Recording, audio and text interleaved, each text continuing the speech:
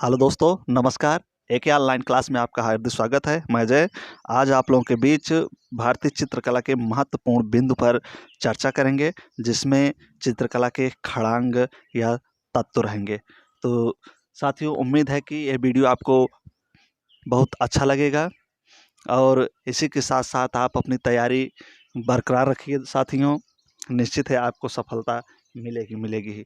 तो चलते हैं साथियों, विलंब ना करते हुए सीधे प्रश्न की तरफ। आज वन लाइनर प्रश्न रहेगा, वन लाइनर से बिंदुवार से चर्चा हम करेंगे आपसे। तो चलते हैं साथियों, सीधे आगे बढ़ते हैं।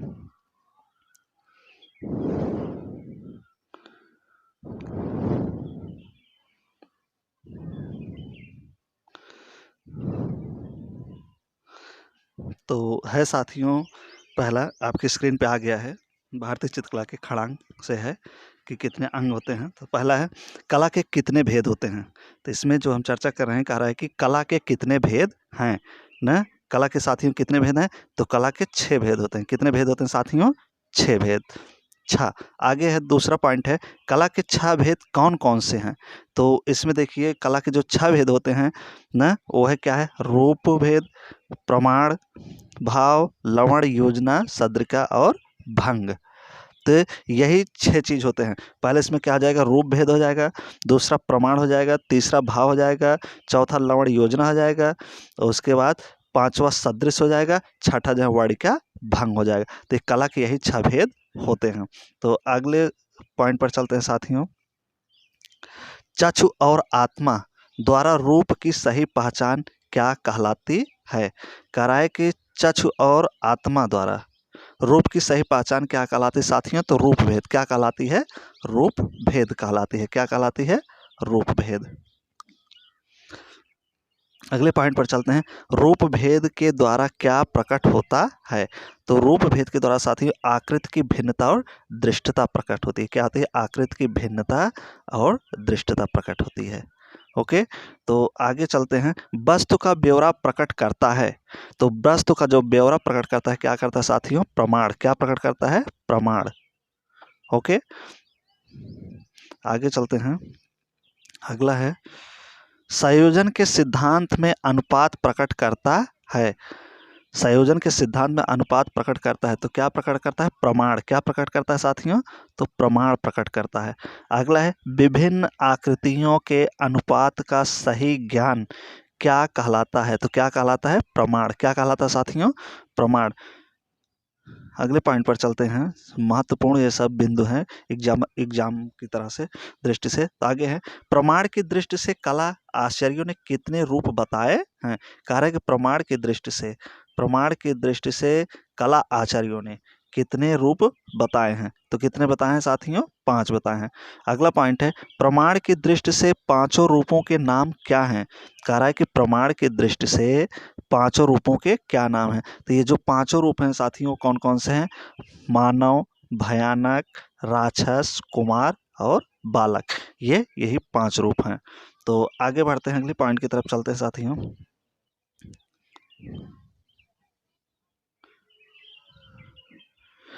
प्रमाण की दृष्टि से मानव को कितने तालों में बांटा गया है? कह रहा है कि प्रमाण की दृष्टि से मानव को कितने तालों में बांटा गया है। तो कितने तालों में बांटा गया है? 10 ताल में। अगला है, प्रमाण की दृष्टि से भयानक को कितने तालों में बांटा गया है? तो भयानक को साथियों कितने तालों में? कह रहा है कि प्रमाण की दृष्टि से भयानक को कितने तालों में बांटा गया है? तो 12 ताल में। कितने ताल में बांटा गया है? 12 ताल में।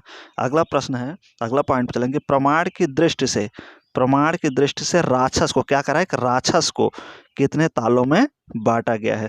तो प्रमाण की दृष्टि से जो राक्षस को कितने तालों में बांटा गया है? तो 16 तालों में। कितने तालों में बांटा गया साथियों? 16 तालों में। अगला है, प्रमाण की दृष्टि से कुमार को कितने तालों में बांटा गया है? तो 8 तालों में। किसकी चर्चा कर रहा है? कुमार की। क्या है? प्रमाण की दृष्टि से कुमार को कितने तालों में बांटा गया है? तो 8 ताल में। कितने ताल में बांटा गया है? 8 ताल में। अगले पॉइंट पर चलते हैं। प्रमाण की दृष्टि से बालक को कितने तालों में बांटा गया है? किसकी चर्चा अब कर रहा है? बालक। इसके पहले क्या कर रहा था? कुमार, अब बालक। इसके पहले राक्षस। राक्षस को कितने ताल में बांटने कह रहा है? 16 ताल में। कुमार को 8 ताल में, अब बालक को 5 ताल में। बालक को कितने ताल में बांटने के लिए कह रहा है? 5 ताल में। ओके, अगले प्रश्न की तरफ साथियों चलते हैं। प्रमाण के निर्धारण में ताल या इकाई क्या है? प्रमाण के निर्धारण में कह रहा है कि ताल या इकाई क्या है? तो एक क्या है? सिर है। क्या है? एक सिर है। क्या है? एक सिर है। अगला है, सिर को कितने भागों में बांटा गया है? 4 भागों में। कह रहा है कि सिर को कितने भागों में बांटा गया है? 4 भागों में बांटा गया। कितने भागों में साथियों? 4 भागों में। प्रमाण के निर्धारण में ताल या इकाई क्या है? एक सिर है। तो फिर नेक्स्ट पॉइंट में कह रहा है कि सिर को कितने भागों में बांटा गया है? 4 भागों में बांटा गया है। जैसे केस, ललाट, नसिका, होस्ट और चिबुक ना। केस बाल हो गए, ललाट आपका मस्तक, नसिका, नाक, होंठ, चिबुक, ये चीज 4 भाग ये हो गए हैं। तो अगले पॉइंट की तरफ बढ़ते हैं साथियों। भाव कला में क्या देता है? तो भाव जो है, भाव कला में क्या देता है? कह रहा है कि भाव कला में क्या देता है? तो अभिव्यक्ति देता है। क्या देता है साथियों? अभिव्यक्ति ना। क्या है? भाव कला में क्या देता है? तो भाव जो है कला में क्या देता है? अभिव्यक्ति प्रदान करता है, अभिव्यक्ति देता है। या भाव से कला में क्या मिलता है? अभिव्यक्ति मिलता है। अगले पॉइंट पे चलते हैं। आकृतियों के मनोभाव, आकृतियों के मनोभाव, स्वभाव एवं व्यंग्यात्मक प्रक्रिया को क्या कहते हैं? तो क्या कहते हैं साथियों? भाव कहते हैं ना। आकृतियों के मनोभाव, स्वभाव और व्यंग्यात्मक प्रक्रिया को क्या कहते हैं? तो भाव कहते हैं। अगले पॉइंट पर चलते हैं। भाव का क्या कह रहा है कि भाव का घनिष्ठ संबंध किससे है? तो भाव का घनिष्ठ संबंध किससे साथियों? रस से है। किससे है? रस से है। अगले पॉइंट पर चलते हैं हम। काव्य शास्त्र में कितने रसों का वर्णन है? कह रहा है कि काव्य शास्त्र में कितने रसों का वर्णन है? तो कितने रसों का है? 9 रसों का। कितने रसों का है साथियों? 9 रसों का वर्णन है काव्य शास्त्र में। अगला है, 9वां रस कौन सा है? तो 9वां रस क्या होगा साथियों? शांत रस। कौन सा रस होगा? शांत रस। इसको अभिनव गुप्त ने दिया था 9वां रस। तो उससे तो पहले कितने रस थे? 8। लेकिन अभिनव गुप्त ने एक रस इसमें नया जोड़ा, वो था शांत रस। अगले में चलते हैं, अगले पॉइंट में। विभाव के कितने भेद हैं? सब इंपॉर्टेंट प्रश्न है। प्रश्न में पॉइंट ये सब आते हैं एग्जाम में। तो क्या कह रहा है? विभाव के कितने भेद हैं? क्या कह रहा है? विभाव के कितने भेद हैं? तो विभाव के 2, आलम्बन तथा उद्दीपन है। पहला आलम्बन और दूसरा उद्दीपन है। तो ये विभाव के 2 भेद हो गए। अगले पॉइंट में चलते हैं। अनुभव के कितने भेद हैं? कह रहा है कि अनुभव, क्या कह रहा है? अनुभव के कितने भेद हैं? तो अनुभव के साथियों 3 हैं। 3 भेद। कितने भेद हैं? 3। कायिक, मानसिक तथा ये अनुभव के 3 भेद हो गए। ओके, आगे प्रश्न में चलते हैं। संचारी भाव की संख्या कितनी है? तो कह रहा है कि संचारी भाव की संख्या कितनी है? तो संचारी भाव की संख्या क्या है? 33 है। ठीक। अगला है, अगला पॉइंट, लवण योजना का क्या अर्थ है? कह रहा है कि जो लवण योजना है इसका क्या अर्थ है? तो इसका क्या होता है? रूप का सौंदर्य। क्या होता है साथियों? रूप का सौंदर्य ने। लवण योजना को क्या बोलते हैं? रूप का सौंदर्य। अगले पॉइंट में साथियों चलते हैं। लवण योजना के द्वारा क्या प्रकट होती है? तो सुंदरता। कह रहा है कि लवण योजना के द्वारा क्या प्रकट होती है? तो सुंदरता प्रकट होती है। क्या प्रकट होती है साथियों? सुंदरता। अगला है, सदृश का क्या अर्थ है? कह रहा है कि सदृश, सदृश मिलता है एक समान, बराबर। सदृश का क्या अर्थ है? तो सदृश का मतलब होता है देखे हुए रूपों की समान आकृति। जैसे कोई आप एक व्यक्ति को देखें तो सेम उसी व्यक्ति का एक दूसरा व्यक्ति हो ना, या कोई वस्तु हो तो उसी आकार का दूसरा वस्तु हो, तो सदृश कहलाता है। अगला है, आकृति की समानता क्या प्रकट करती है? कह रहे हैं कि आकृति की जो समानता है वो क्या प्रकट करती है? तो सदृश। क्या प्रकट करती है साथियों? सदृश। अगले पॉइंट पर चलते हैं। विभिन्न प्रकारों के रंगों का मिश्रण क्या कहलाता है? जैसे विभिन्न प्रकार के रंगों का अगर मिश्रण है, विभिन्न रंग अगर उसमें मिला के घोल दिया जाए तो क्या कहलाते हैं साथियों?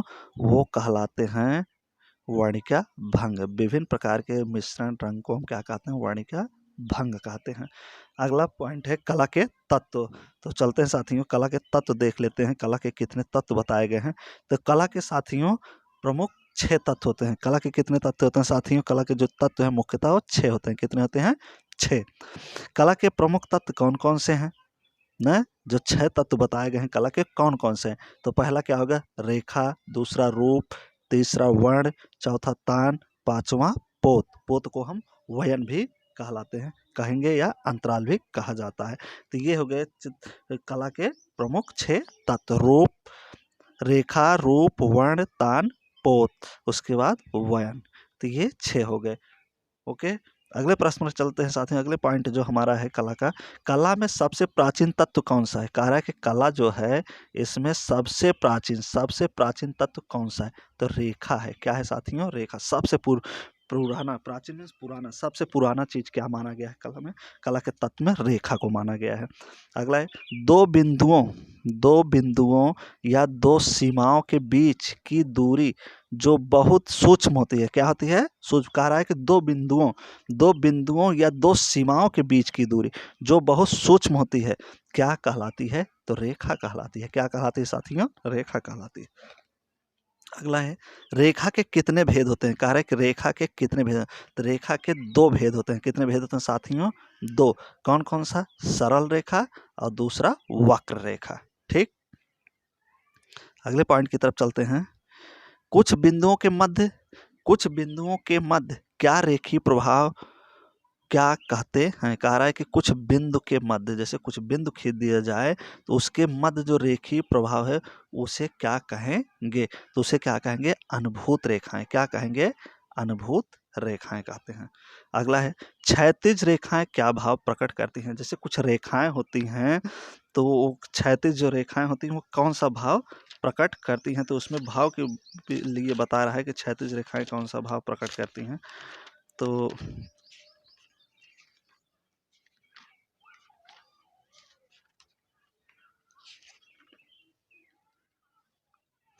ना, तो क्षैतिज रेखाएं, कह रहा है कि क्षैतिज जो रेखाएं होती हैं वो क्या भाव प्रकट करती हैं ना। तो क्षैतिज रेखा साथियों कैसे होता है? जैसे बेड़ी पाई, आप जानते हैं ना, बेड़ी पाई जो एक सीधे से बेड़ी पाई खींच दिया जाए इस तरह से, इसी को हम क्या बोलते हैं? क्षैतिज रेखा बोलते हैं। तो कह रहा है कि क्षैतिज रेखा क्या भाव प्रकट करती हैं? तो विश्राम, कहने का मतलब है लेटी हुई रेखाएं होती हैं, विश्राम स्थिति को ये दर्शाती हैं। क्या दिखाती हैं? लेटे हुए, सोए हुए, विश्राम दिखाती हैं। तो क्षैतिज रेखाएं क्या भाव प्रकट करती हैं? विश्राम दिखाती हैं, विश्राम को बताती हैं। अगला है, अब इसमें विश्राम के अलावा और क्या क्या चीज़ आएगा? जैसे विश्राम हो गया, स्थिरता में से मतलब रुका हुआ, शांति हो जाएगा, मौन हो जाएगा।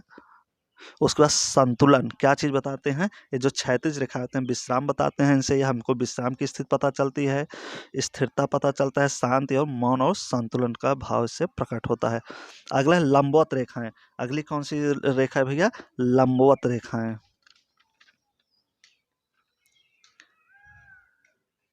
ना। लंबवत रेखाएं भैया क्या होती हैं? जैसे ये जो लंबवत रेखाएं होती हैं, ये जैसे सीधा सीधा जिसको हम खड़ी पाई बोलते हैं। क्या बोलते हैं? सीधा खड़ी पाई, इस तरीके से कोई पाई खींच दिया जाए तो ये क्या होता है? लंबवत रेखा इसको बोलते हैं। और इस पे जो, इसके बाद जो क्षैतिज रेखा थी इसके नीचे वाला, ये लंबवत रेखा को क्या देती है? आधार प्रदान करती है। क्या प्रदान करती है? आधार। तो हम ऊपर वाले रेखा की बात करेंगे जिसको हम क्या बोलते हैं? लंबवत रेखा। कौन सी रेखा बोलते हैं? लंबवत, जिसकी लंबाई ऊपर की तरफ बढ़ती चली जाए। तो इसमें इससे क्या प्रकट होता है? लंबवत रेखा से, लंबवत रेखा का जो भाव क्या प्रकट करता है? आकांक्षा। क्या प्रकट करता है? आकांक्षा, गौरव, अस्थायित्व तथा शाश्वतता ना, शाश्वतता प्रदान करती है। ठीक, अगले प्रश्न की तरफ पॉइंट पर चलते हैं। कोणीय रेखा क्या भाव प्रकट करती है? कह रहा है कि कोणीय रेखा कौन सा भाव प्रकट करती है? तो जो कोणीय रेखा है साथियों, कोणीय रेखा जो भाव प्रकट करती हैं, यह रेखा क्या होती है? जैसे कोण, आप जानते हैं ना, इस तरह से जो कोण बने, तो ये कह रहा है कि कोणीय रेखा कौन सी भाव प्रकट करती हैं? तो कोणीय रेखाएं जो भाव प्रकट करती हैं, व्याकुलता। क्या बताती हैं? व्याकुलता, संघर्ष, आघात, बेचैनी, असुरक्षा तथा अस्पष्टता न। कोणीय रेखाएं ये भाव हमको प्रकट करती हैं। कोणीय रेखा देखने से ये भाव हमको प्रकट होता है। व्याकुलता, संघर्ष, आघात, बेचैनी, असुरक्षा तथा अस्पष्टता का भाव प्रकट होता है कोणीय रेखा से। अगले पॉइंट पर चलते हैं। कर्णवत रेखाएं कौन सा है? कर्णवत रेखाएं क्या है साथियों? कर्णवत रेखाएं क्या भाव प्रकट करती हैं? तो कर्णवत रेखाएं जो होती हैं, कर्ण जैसे विकर्ण, जैसे वर्ग बना हो ना, इस तरह से, जैसे वर्ग बना हो, क्या हो? वर्ग बना हो ना। वर्ग में आप क्या है? कर्ण की रेखा से बीचों बीच रेखा खींच दे, या इस पार या इस पार से, हाँ, तो इसी हमको क्या बोलते हैं? कर्णवत रेखाएं। कौन सी रेखा बोलते हैं? कर्णवत रेखाएं। तो कर्णवत रेखाएं क्या भाव प्रकट करते हैं? तो कर्णवत रेखाओं से हमें क्या पता, व्याकुलता पता चलता है। क्या पता चलता है? व्याकुलता, नाटकीयता, उत्तेजना तथा बेचैनी का भाव प्रकट होता है कर्णवत रेखा से। नाटकीयता, उत्तेजना, बेचैनी तथा व्याकुलता, ये सब चीजें हमको कर्णवत रेखा से पता चलती है। अगले पॉइंट पर चलते हैं साथियों। अगला पॉइंट है हमारा, एक स्थान से विभिन्न दिशाओं की ओर निकलने वाली रेखाएं क्या कहलाती हैं? तो एक पुंजी रेखा। क्या कह रहा है? एक स्थान से विभिन्न दिशाओं की ओर निकलने वाली रेखाएं क्या कहलाती हैं? एक पुंजी रेखाएं कहलाती हैं। तो एक पुंजी रेखाएं कैसी होंगी? जैसे हमने यहाँ पे एक बिंदु बना लिए, यहाँ से जैसे सूर्य आप देखें, जो सूर्य की जो किरणें निकलती हैं, इस तरह से ऐसे ऐसे जो किरणें निकलती हैं, तो ये क्या होती हैं? एक पुंजी रेखा होती हैं। क्या होती हैं साथियों? एक पुंजी रेखा होती हैं ना। तो एक पुंजी रेखा इनको कहेंगे।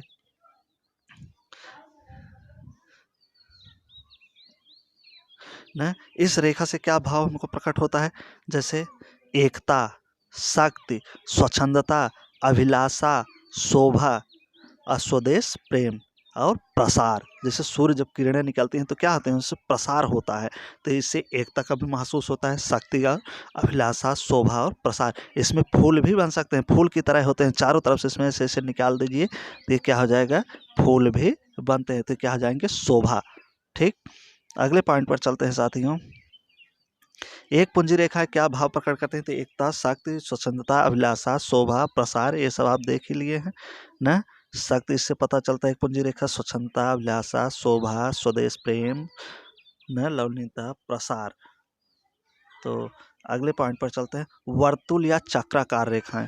कौन सा है साथियों? वर्तुल या चक्राकार। जैसे आप सांप देखें, सांप जिस तरह से इसे लपेट के बैठा रहता है, तो इसी प्रकार से रेखाएं होती हैं। तो वर्तुल या चक्राकार, क्या कह रहा है कि वर्तुल या चक्राकार रेखाएं क्या भाव प्रकट करती हैं?